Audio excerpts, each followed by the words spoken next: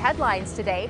Fall tillage is now around 20% finished. That is 17 days ahead of last year and 4 days ahead of the average. Our latest crop report shows corn silage is nearly complete. Corn for grain around 15% wrapped up. The average moisture content of that corn for grain is showing up around 23%.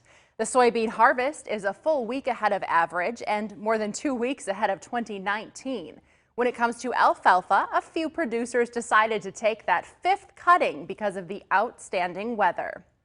Early reports are that while the number of soybean plants is plentiful, bean size and ultimately yield is down. Lower soybean production may provide a further boost for prices, which have already risen significantly recently on growing demand from China.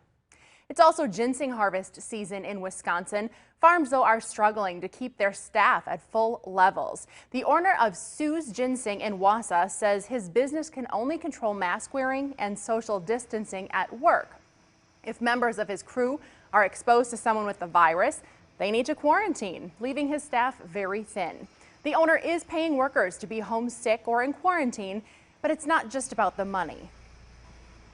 It's not just the economic part of it, it's also the emotional cost, the mental stress that it puts on my employees if they don't feel safe here at work. Most of the issues that I'm having right now are convincing people who live in this local community, who work in this local community, to take community recommended precautions.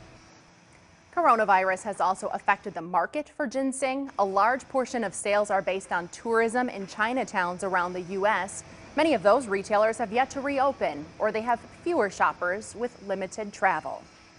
Retail demand for beef, meanwhile, continues to be strong. A good indication prices should hold for the remainder of the year.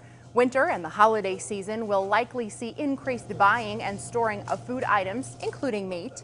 Farmers that direct market meat have seen an increase in inquiries, and most say they even have orders they cannot fill. A major development for hemp growers in our state. The Department of Ag says it will not transition to new rules this month as planned. Instead, the state will continue to operate under the Hemp Pilot Research Program for another year. That was scheduled to end on October 31st. Now states are able to push that transition off until next year, so that's what Wisconsin is opting to do.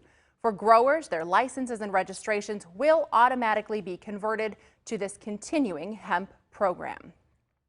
Application for the Dairy Margin Coverage Program is now open.